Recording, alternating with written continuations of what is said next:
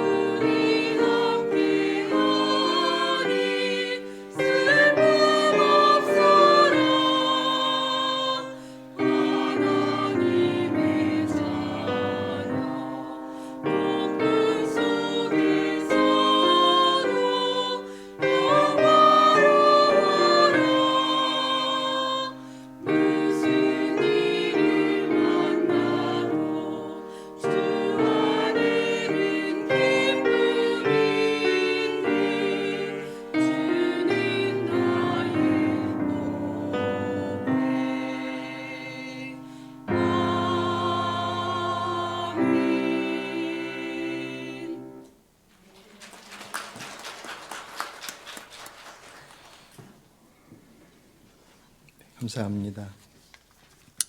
지난 3월 3일에 공개한 넷플릭스 다큐멘터리 나는 신이다가 연일 화제입니다. 보신 분도 계실 것이고 그냥 소문으로만 들으신 분도 계실 텐데 이단 편을 다루고 있죠. 네 군데의 이단을 8편에 걸쳐서 그렇게 다루고 있습니다. 공개하기 일주일 전에 이미 JMS 정명석 측에서 방송금지 가처분 신청을 냈다가 기각을 당했어요. 그로 인해서 일단 주목을 먼저도 받고 지난주에 아가동산 측에서 방송금지 가처분 신청을 또 냈습니다. 24일 날 심사가 있다고 하니까 아마 그때 또 결과를 봐야 되겠죠. 어쨌든 이래저래 사람들의 주목을 더 받고 있습니다. 이단의 활동이 어제 오늘의 일이 아닌데 그 이단의 활동 자체가 가지고 있는 그 폐해성은 그 존재와 그 활동 자체로 사회적 물의를 일으키고 있기 때문에 문제가 되어지고, 겉으로는 많은 사회 활동들도 많이 해요. 뭐 신천지도 그렇고 뭐 다른 이단들이 대표적으로 그들이 표방하고 있는 것들이 뭐 사회 공헌의 요소들을 가지고 이렇게 드러내놓고 이렇게 얘기를 하고 사람들의 마음을 많이 끌어당깁니다. 꽤 오랫동안 그렇게 하는 것처럼 보이지만 목적 자체가 정말 그런 사회 공헌에 있지 않고 다른 데 있기 때문에 그 행동 자체가 그들이 활성화되면 활성화되는 것 자체가 사회적 물의를 더 일으키는 것이거든요. 그게 첫 번째 문제이고, 또 두 번째 문제는 그들의 활동으로 인해서 교회에 대한 왜곡된 이미지들이 세상에 각인되어진다라고 하는 의미를 갖고 있어요. 아시는 것처럼 밖에서는 교회와 기성교회와 이단교회를 구분하는 것을 그렇게 용이하지 않습니다. 교인들마저도 사실은 어려우니까 교리적인 부분들은 말할 것도 없거니와 아까 말씀드렸던 사회적 활동들이 같이 이렇게 믹싱되어 버리니까 이 사람들이 되게 좋은 일을 하는데 굳이 뭐 그렇게 밖에서 보는 세상의 기준은 교리가 무엇이냐를 가지고서 얘기하지 않거든요. 그런 면에 있어서 구분하기 어려운, 거기다 더해지는 것이 뭐냐면 교회에 대한 부정적 시선들, 그러니까 우리나라 사회 안에서 교회에 대한 시선들이 많이 부정적인 부분으로 흘러가고 있는 부분들이 있어서 이단이 출몰해서 이단의 폐해를 교회에서 얘기하면, 그럴 때 우리가 그렇게 얘기하잖아요. 우리 이단하고 달라요 라고 얘기하면 한편에서는 야, 이단과 교회, 기성교회가 다른 게 뭔데? 라고 하는 그런 소리들이 여기저기서 사실 들리죠. 인터넷을 보면 어렵지 않게 사실 그런 냉소적인 비판과 내용들을 담고 있는 글을 어렵지 않게 볼 수가 있습니다. 그래서 어떻게 보면 사회적 분위기가 그냥 기성교회를 다니고 있는데, 이단교회가 아니라 기성교회를 다니고 있는데도 괜히 눈치를 봐야 될 것처럼 직장에 가서 나 교회 다녀라고 얘기 못하는 뭐 그런 분위기들이 점점 확장되어지고 있다라고 하는 것, 큰 문제가 아닐 수 없죠. 근데 사실 더 큰 문제는 그것 때문에 교회에 대한 시선들이, 그렇다고 해서 교회가 다 잘하는 것 아닌 것 우리가 알잖아요. 우리 부족함도 있고 우리 안에서 바꿔야 될 것들도 분명히 있고, 그것이 뭐 미디어에 나오는 것처럼 다 큰 교회들이 가지고 있는 그런 어려움들이나 잘못되어진 것들이 일반 교회들, 작은 교회들마저 똑같이 그렇게 되지는 않죠. 분명히 보이지 않는 곳에서 보이지 않는 손처럼 일하고 있는 수많은 봉사자들 가운데 실질적으로 70% 이상이 그리스도인들이란 말이에요.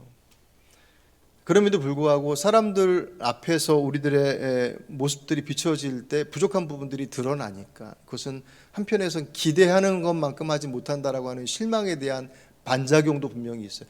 그렇다고 하더라도 그러면 안 돼라고 하는 그런 부분들이 분명히 있어요.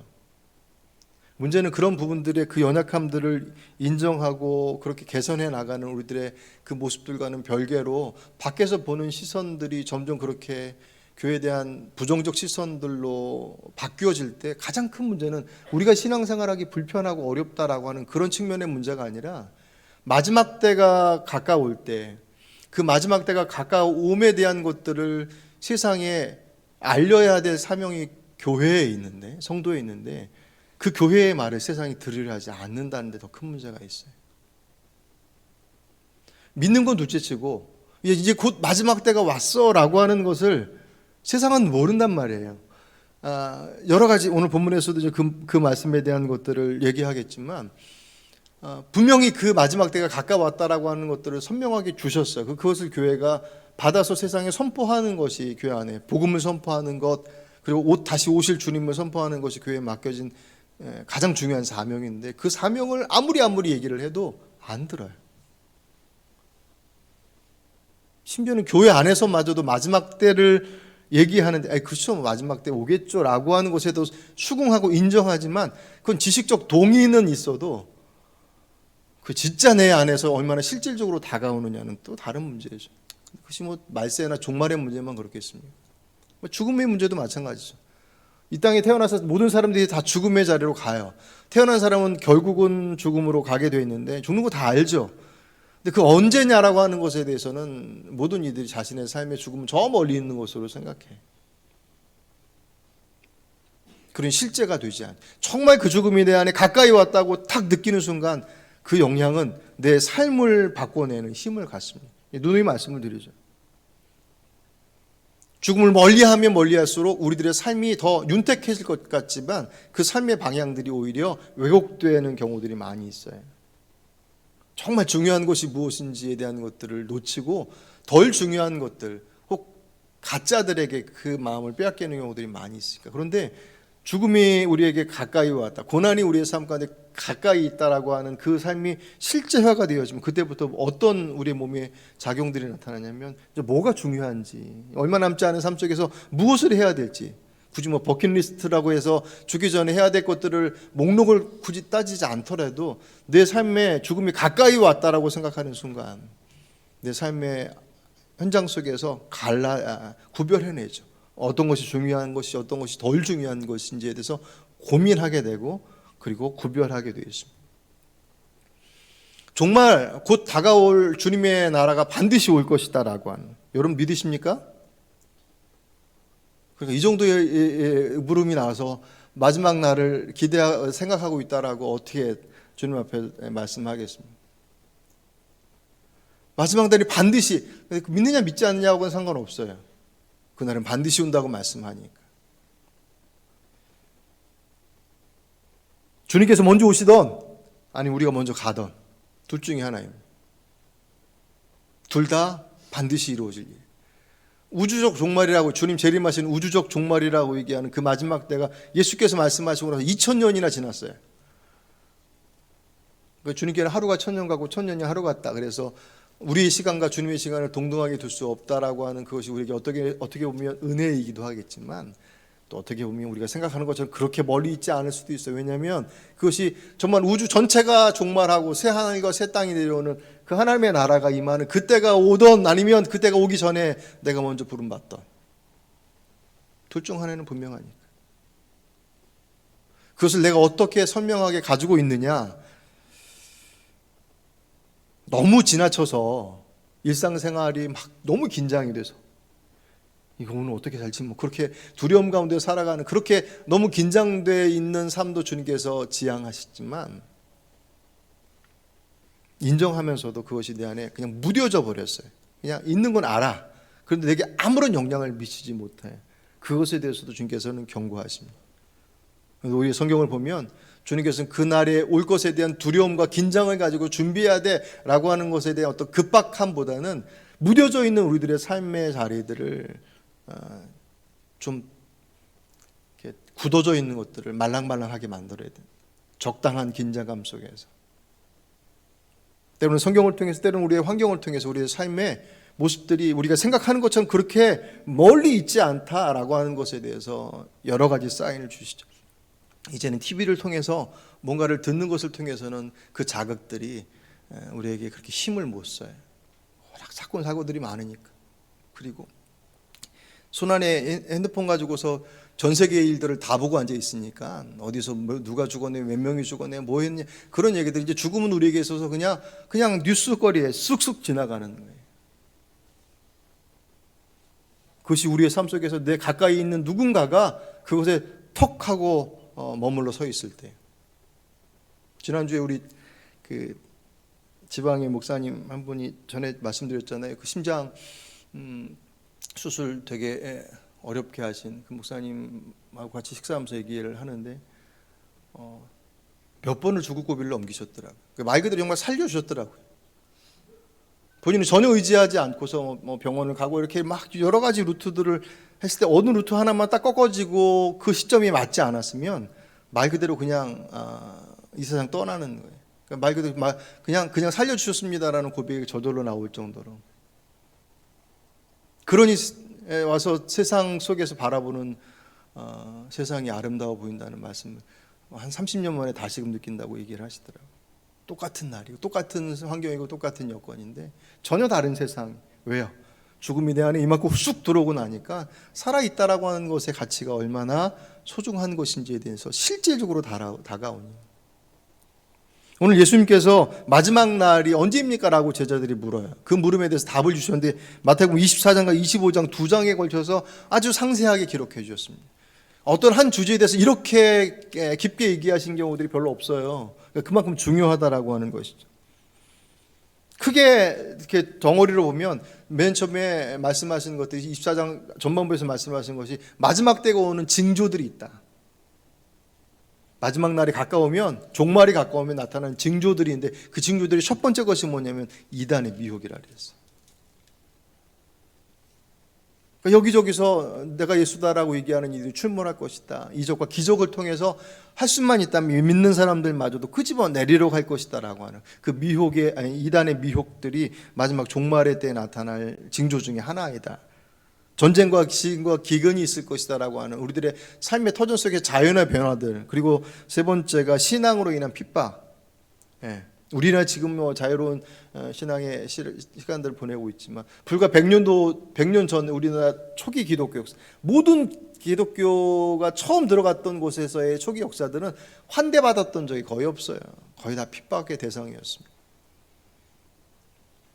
근데 그것이 그 초기만이 아니라 이제 마지막 때가 가까워지면 그렇게 될 것이다. 이 말씀을 받고 있었던, 마태복음을 받고 있었던 그 당시의 성도들은 그 핍박이 한복판에 있었어요. 마태복음 60년에 AD 60년경에 쓰여졌거든요. 네로 황제가 60년 중반에 죽었습니다. 그 네로 황제가 얼마나 독하게 핍박했는지 몰라요.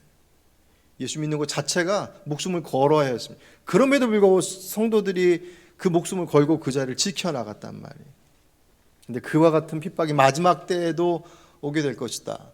지금 현재도 세계 어느 곳에서는 예수를 믿는다고 하는 것 때문에 오는 핍박과 고통 가운데 있는 분들 분명히 있죠.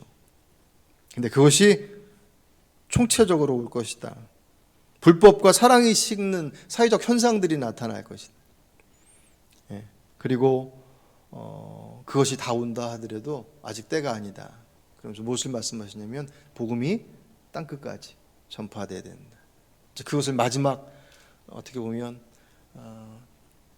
줄다리기처럼 그 현상들이 아무리 와도 복음이 마지막 모든 민족에까지 전파되어지지 않는다면 그날은 아직 오지 않은 것이다. 그렇게 말씀하셔요. 그러면서 그 마지막 끝자락에 갔을 때 복음이 거의 전파되어져 가고 정말 오시기 마지막 때가 되어지면 나타나는 또 하나의 마지막 현상이 천체의 변화, 해와 달과 별들의 변화가 올 것이다. 그렇게 징조에 대한 말씀을 잔뜩 해주시고 나서 그 다음에 뭐라고 말씀하시냐면 그런데 그 정확한 날은 아무도 몰라. 누구만 아신다 그래요? 아버지만 아신다. 아들도 모르고 천사도 모르고 누구도 모르고 아무도 모른다. 거꾸로 얘기하면 어느 날이 주님 재림하신 날이다. 옛날에 1992년 10월 28일 시한부 종말론 얘기했었던 다미성 교회는 그 얘기 듣고 나서 아예 초반부터 저긴 가짜라고 얘기했던 분들이 많아요. 왜냐하면 성경이 그 날을 찝지 않았는데 그 날을 찝고 들어왔다는 건 이미 그것이 가짜라는 것을 스스로 증명하고 있다는 거예요. 근데 자꾸 옆에서 무슨 직통계시니 뭐니 막 그렇게 얘기하니까 혼란스럽고 마음을 빼앗겨서 거기 생방송하고 난리도 아니었지 않습니까? 앞으로도 그런 일들이 또 있을 것입니다. 나를 짚고 들어오면 거긴 죽었다 깨어나도 가짜입니다. 아무도 몰라요. 징조는 있는데 그 날에 꼭 집어서 언제라고 아무도 모른다. 근데 문제는 그 다음이에요. 그런 징조들이 나타나도 사람들이 그것을 믿으려 하지 않는다. 깨닫지 않는다. 그것이 24장 37절부터 42절까지 쭉 얘기하시면서 누구 예를 들냐면 노아의 홍수 때를 예를 들어요. 노아가 방주를 짓는 동안 사람들에게 아무리 얘기했겠죠. 바닷가도 아닌 산중턱에다가 그 어마어마한 배를 짓는데 그 지으면서 사람들에게 얘기해도 사람들은 듣지 않아요. 마지막 멸망의 순간 그 배에 짐승들이 타고 그 가족들까지 타는 그 순간까지도 그들은 뭐 하고 있었다? 홍수전에 노아가 방주에 들어가던 날까지 사람들이 먹고 마시고 장가들고 시집가고 있으면서 홍수가 나서 그들을 다 멸하기까지 깨닫지 못하였으니 인자의 임함도 이와 같으니라. 아멘. 징조가 아무리 있어도 사람들이 그것이 마지막 때의 징조라고 여기지 않는다라고. 네 번째, 생각보다 빨리 올 것이다. 악한 종과 오늘 본문 바로 전에 있는 열처녀의 비유가 바로 그 부분이에요. 생각보다 빨리 올 거다. 그러니 어떻게 하라? 철저히 준비해야 된다. 반드시 오시니 철저히 준비해라. 그렇게 종합해서 보면 마지막 때가 가까울 때는 역설적인 상황이 함께 공존해. 무슨 얘기냐면 마지막 때의 징조들이 막 나와요. 사회적, 자연적 환경의 변화들, 여러 가지 변화들이 각 분야에서 오고 있는데 사람들은 그것을 징조로 보지 않아요. 왜? 그냥 그냥 자연적 현상으로만 봐요. 근데 여러분 이게 이해가 되는 게 대충 그냥 그런 거예요. 사람과 사람의 아까 말씀드렸던 불법이 횡행하면서 사랑이 식는다고 그랬잖아요. 점점 개인주의화 되고 있는 사회 속에서 사람과의 사람 만남들이 점점 다 이렇게 협소해지고 있어요.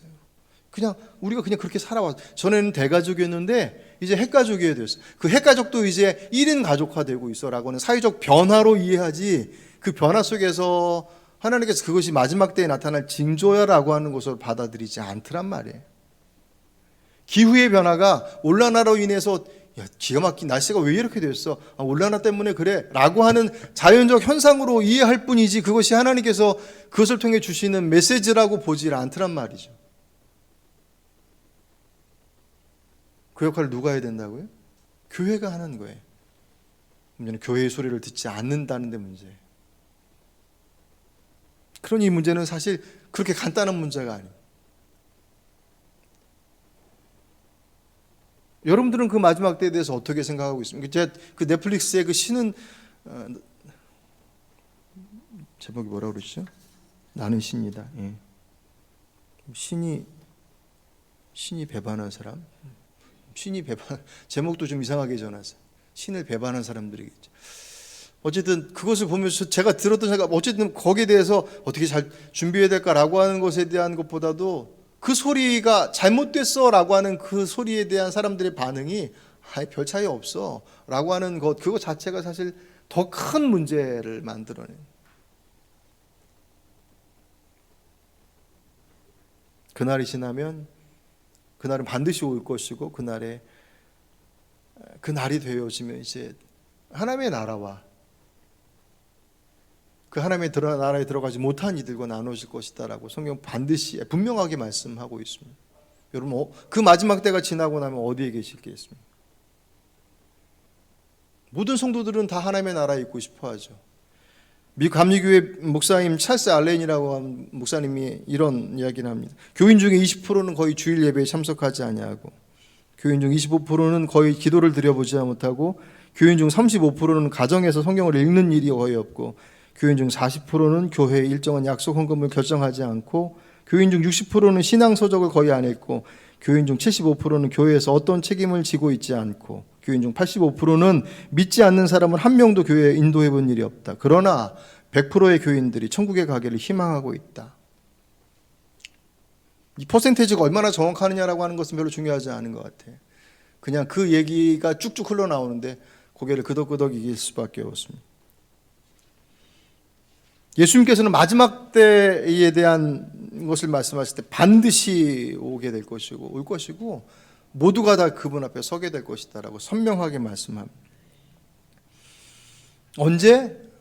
그 언제라고 하는 것에 대해서 주님께서는 사람들은 늘 그것에 관심해. 언제 일어나겠습니까? 주님은 언제에 대해서 아무도 몰라. 그러면서 무엇을 강조하시냐면 태도를 강조하십니다. 그 마지막 때를 살아가는 삶의 태도와 자세를 강조하십니다. 오늘 달란트 비유를 통하여서 사실 이 말씀은 딱 이것만 떼어놓고 보면 우리들의 어떤 사명과 재능에 대한 부분들로서 적용하기에 전혀 부족함이 없습니다. 그리고 그렇게 많이 적용되었고 그렇게 적용한다고 해서 뭐 문제될 것까지는 없습니다. 하지만 이 말씀을 마지막 때를 준비하게끔 하시는 말씀으로 접근한다면 또 다르게 적용이 돼요. 이야기는 그냥 그렇지 않아요.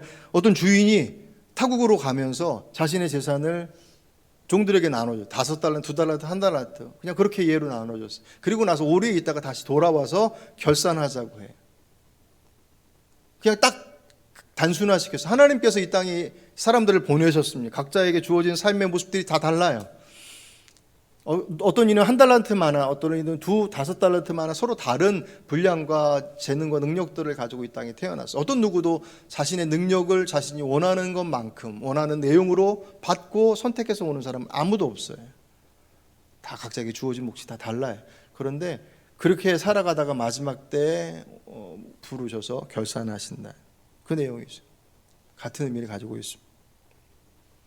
그것을 가지고 이 땅을 어떻게 마지막 때를 준비하고 있는 우리가 어떻게 살아야 될지에 대한 것들을 얘기하실 때 오늘 달란트 비유를 통해서 첫 번째 주목할 것은 우리의 삶에 이 땅에 보내실 때 우리에게 주시는 사명, 그것은 재능에 따라 각자의 능력에 따라서 그 사명이 주어진다라고 얘기를 해요. 오늘 본문에서 종들을 불러서 5달란트, 2달란트, 1달란트씩 차등을 뒀어요. 똑같이 주지 않고 차등을 뒀어요. 누군 더 많이, 누군 더 적게, 누군 제일 적게. 그 이유가 무엇 때문이라고 얘기하냐면 재능대로, 능력대로예요. 그러니까 그들이 더 많이 원했기 때문에 더 많이 주고 덜 원했기 때문에 덜 주고의 문제가 아니에요. 아까 말씀드렸던 것처럼 하나님께서 이 땅에 우리를 보내실 때의 모습을 생각한다면 똑같아요. 우리가 어떤 재능을 가지고 태어날 것인지 물론 개발해서 개발된 재능도 있지만 타고난 재능들이 있잖아요. 재능이라고 생각해야 되고 환경이라고 생각해야 돼요. 태어나 보니 대한민국인 사람이 있었고 태어나 보니 불과 몇 킬로도 되지 않은 북한에서 태어난 사람이 있어요. 누가 북한에서 태어나고 싶겠습니까? 아무도 그 선택을 하고서 그곳에 태어난 사람은 하나도 없어요. 여러분들이 가지고 계신 그 재능이라고 하는 것이 정말 열심히 노력하여서 만들어진 것도 있지만 어떤 것들은 그냥 가장 눈에 많이 띄는 게 이제 그림 그리는 것 같은 거 있잖아요. 어떤 사람은 배우지도 않았는데 쑥쑥한데 이렇게 그려. 누구는 대단히 열심히 그리는데 뭘 그리는지 모르겠어요. 근데 그냥 재능이에요. 쉽게 설명할 때 그 재능을 선택해서 들어온 사람은 아무도 없죠. 그냥 그 선택이 아닌 주어진 것을 부모로부터 받던 아니면 할아버지부터 내려왔던 그것을 통해서 받아서 가지고 있는, 내가 택한 것이 아니라 맡겨진 거예요. 그러면 맡겨주신 것에 목적이 있을 거 아니에요.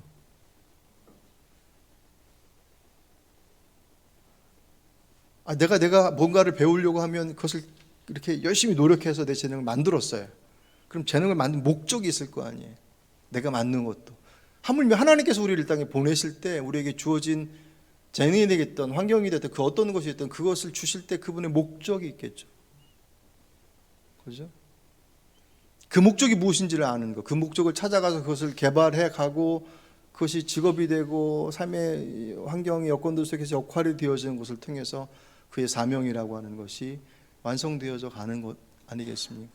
오늘 5달란트 받은 사람이 5달란트를 받아 10달란트를 맞는 것처럼 그런 결과들을 내는, 은혜로 주신 것이고 내 선택으로 주신 것이 아니라 그분께서 주신 것이니 그분의 목적에 따라서 그것을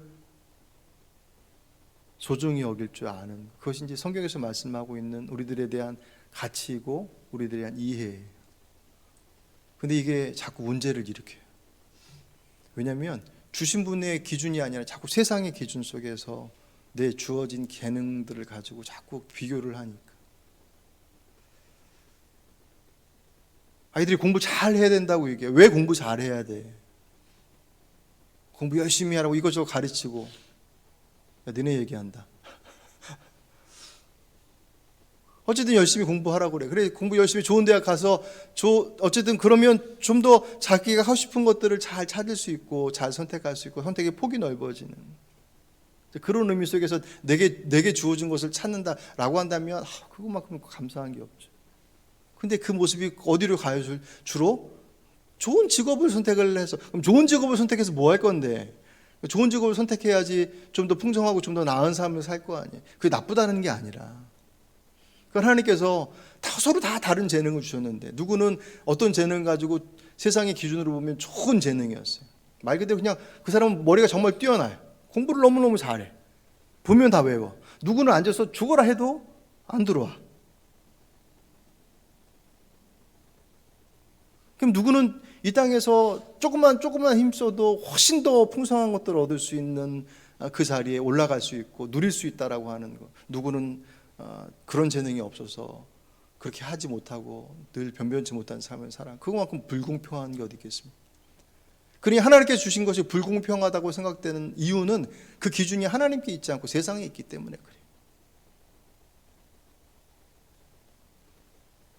저희 막내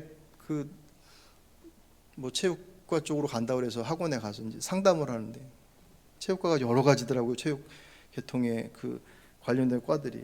그래서 어떤 거에 관심이 있냐고 그래서 얘가 얘기했더니 그거 돈 많이 버는 데입니다. 대부분 그렇게 얘기하더라고요.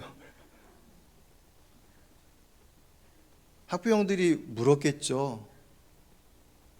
아이들이 어떤 과를 가야지, 어떤 선택을 해야지 아이들이 나중에 더 좋은 직장과 더 좋은 삶을 살 수 있겠습니까? 라고 물었겠죠. 그걸 너무 세속적이라고만 볼 수는 없어요. 하지만 그게 정말 그 아이에게 있어서 행복한 길이냐라고 하는 건 별개의 문제란 말이에요. 이 아이는 손으로 하는 것으로서 뭔가를 해나게끔 만들어 주셨는데 자꾸 손이 아닌 자꾸 머리를 쓰라고 그러니까 죽겠단 말이에요. 그걸 아이들한테만 비교하지 마십시오. 저나 여러분도 마찬가지입니다. 우리에게 각자에게 주어진 몫이 다 달라요. 그것이 자꾸 문제가 생기는 이유는 세상의 기준을 자꾸 비교하고 있기 때문에, 그게 더 잘 벌 수 있는 재능이냐 아니냐라고 하는 것을 가지고 그것의 가치를 자꾸 얘기하니까 그것이 없으면 자신이 주어진 것들을 폄훼하는 거예요. 보잘것 없다고 생각해. 오늘 한 달란트 받은 사람이 한 달란트 받자마자 땅에 묻어버렸잖아요. 필요 없다는 거예요. 소용없다는 거죠. 그것의 가치가, 한 달란트가 지금 그때 돈으로 환산하면 6,000일의 품삯이래요. 6,000데나리온. 한 데나리온이 하루 품삯이거든요. 6,000일의 품삯이면 20년 연봉이에요. 작은 돈이겠습니까? 그가 원하는 게 아니었어요. 그러니 그건 별로 소용없어요. 그러니 시도도 해보지 않고 그냥 땅에 묻어버렸습니다.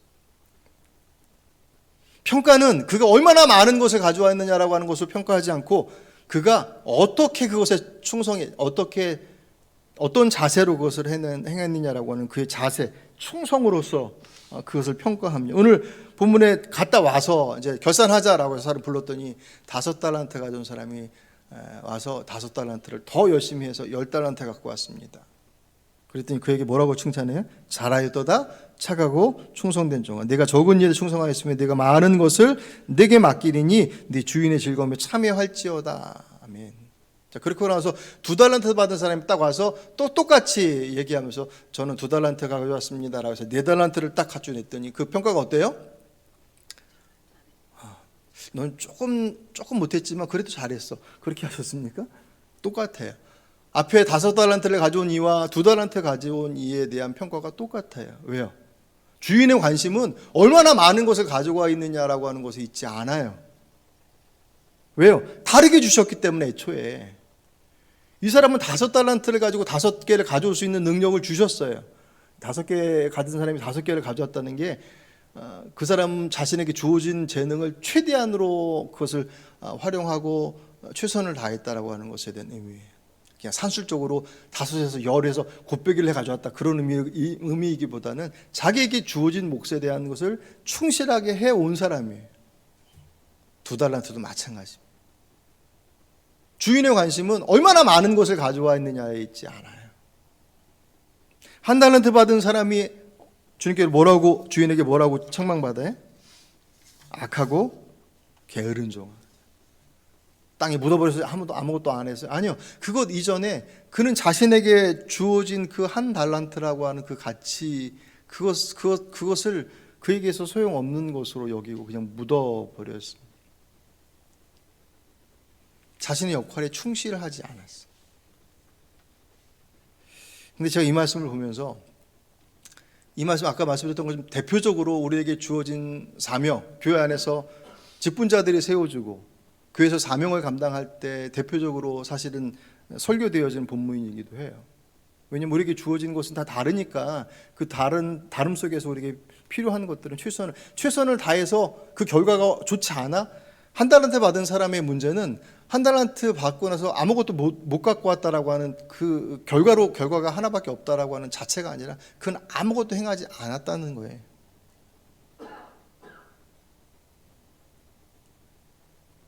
왜? 그 이유가 오늘 본문에서 우리가 주목해야 될 대단히 중요한 이유입니다. 오늘 본문 24절을 잠깐 보실까요? 24절 있습니다. 한 달란트 받은 자는 와서 이르되 주인이여 당신은 굳은 사람이라 심지 않은 데서 거두고 해치지 않은 데서 모으는 줄을 내가 알았으므로. 이 한 달란트 받은 사람은 앞에 두 사람하고 전혀 다르게 반응하는데 제일 먼저 뭐라고 했냐면 당신은 굳은 사람이라고 그랬어요. 그러니까 이 사람이 한 달란트를 땅에 묻은 이유는 왜 이렇게 작아? 왜 저 사람은 저렇게 많이 주는데 난 작아? 나는 별 쓸모 없네 라고 하는 판단을 하기 이전에 그의 판단의 첫 번째 근거는 주인에 대한 오해예요. 주인은 굳은 사람이에요. 굳은 사람이라는 표현은 그 의미가 무자비하고 엄격한 사람. 행여라도 손해보면 나중에 책임 추궁할 게 두려워서. 그래서 25절에 전에 두려워하여 나가서 당신의 달란트를 땅에 감추어두었나이다. 그의 모든 잘못된 행위의 첫 번째 걸림돌은 어디였냐면 주인에 대한 오해였습니다. 왜 그런 오해를 하게 됐는지 모르겠어요. 5개 주고 2개 난 하나밖에 안 줘서 저 사람은 그렇게 했는지 어쨌는지 잘 모르겠습니다. 하지만 중요한 것은 그가 주인에 대한 자신에게 주신 것에 대한 그 가치의 모습들을 폄훼하는 데 있어서 가장 큰 결정적인 오판의 첫 출발점은 주인에 대한 오해예요. 똑같이 우리에게 적용이 가능한, 우리에게 맡겨주신 것에 대한 가치는 맡겨주셨다고 고백하면 그 맡겨주신 그분에 대한 나의 믿음과 직결되어 있습니다. 내가 하는 일은 하나님께서 내게 맡겨주신 거야 라고 하는 그 고백을 가지고 있으면 내가 하는 일이 보잘것 없어도 결코 보잘것 없는 일이 아니에요. 왜? 그분이 맡겨주셨는데. 그분이 맡겨주셨는데. 나를 사랑하시고 나를 위해서 십자가에 못 박히신 그분의 사랑으로, 그 하나님의 사랑으로 내게 맡겨주신 것입니다. 그게 주방에 가서 뒷설거지를 하던 아니면 어디 가서 뭘 하던 그게 무슨 그 가치의 의미는 그것이 가지고 있는 내용이 세상의 기준으로 보니까 대단히 보잘것 없어요. 누가 알아주지도 않고 힘들고 지저분하고 다 하기 싫어하고 그것 자체는. 그런데 그걸 주님께서 맡기셨다라고 하는 것에 그분과 연결이 되는 순간 그 일은 내게서 가장 소중한 일이 되었습니다.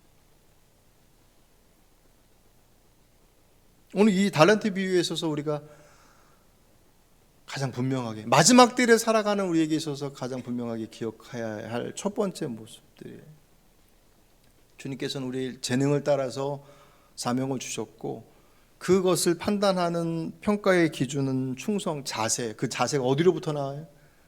그분이 내 아버지 되십니다. 분명한 고백으로부터 나옵니다. 그것이 심해지는 순간 내게 맡겨주신 모든 것들이 의미 없어져요. 교회에서 맡겨진 사명들의 그 사명의 모습들이 그 모습이 극과 극을 이루는 이유들이 뭔지 아십니까? 앞에서 더 스포트라이트를 받고 더 인정받고 칭찬받는 일이기에 더 열심히 하고 그렇지 않기 때문에 덜 열심히 하고 그렇게 간단하지 않습니다. 말씀 드렸던 내용하고 똑같이 적용되었습니다. 내게 맡겨주신 것이 하나님께로부터라고 하는 고백을 가질 때 그 사소한 것은 절대로 사소한 것이 아니에요. 그것은 주님의 가치를 가져요. 그 얘기를 오늘 본문 뒷부분에 나오는 35절부터 이렇게 쭉쭉 뒤에 보면 마지막 날 줌 앞에 섰는데 오른편 왼편 나누시더니 오른편 사람들, 야, 내가 배고플 때 나에게 먹을 걸 주고, 내가 헐벗을 때 입을 것을 주고, 내가 어려울 때 찾아오고, 막 그런 말씀을 주시니까 제가 언제 주님한테 그런 거 했습니까? 라고 했더니 거기서 주님께서 뭐라고 그러시냐면, 네가 병든 사람을 도와주고 아픈 사람을 도와주고 그 모든 한 것이 바로 나를 도운 것이다 라고 말씀하신 장. 세상의 기준으로 보면 그들은 별 볼 일 없는 사람들인데 주의 마음으로 그들을 환대했어요. 그들을 도왔어요. 그것을 주님께서 뭐라고 그래요? 나를 환대한 것하고 똑같다. 세상은 도와도 별 이득이 될 수 없어요. 그래, 그 뒷부분에 왼편에 있었던 사람들은 주님 앞에 똑같은 얘기를 가지고 정반대의 답을 들어요. 너는 내가 배고플 때 주지도 않고 입히지도 않고 찾아오지도 않고 날 외면했다라고 했더니 펄쩍펄쩍 뛰면서 제가 언제 그랬습니까? 라고 하는 것이, 너는 가난한 사람들을 외면했고 헐벗은 사람들을 돕지 않았고 찾지 않고 함께하지 않았지 않느냐. 바로 그것이 내게 하지 않은 것과 똑같다. 왜냐하면 네가 나의 나를 무시한 것과 다르지 않기 때문에. 말씀을 정리합니다. 그 평가가 마지막 때가 오면 반드시 우리에게 있어서 그분 앞에 섬으로 확인될 것이다. 심판은 그 행위대로. 결과론적으로 보니 많이 받은 사람과 적은 사람이, 적게 남긴 사람이 나눠졌지만 한 달란트 받은 사람의 비극적 결말은 결국 그가 하나밖에 갖고 있지 않았다라고 하는 그 결과의 자금에 있지 않고 그는 자신에게 주어진 것을 전혀 가치 있게 생각하지 않고 묻어버렸습니다.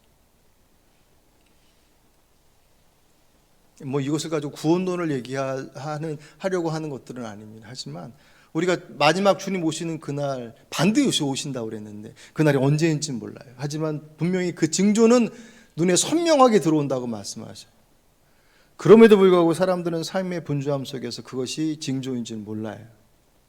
징조인지 알려고 한다면 오늘 이 달란트 비유를 들어서 내게 주어진 내 삶의 일상의 삶 속에서의 내 삶이 얼마나 소중한지를 그분의 가치 속에서 알고 살아가는 자가 세상을 통해 주시는 하나님의 징조와 말씀들을 분명하게 알 수 있습니다.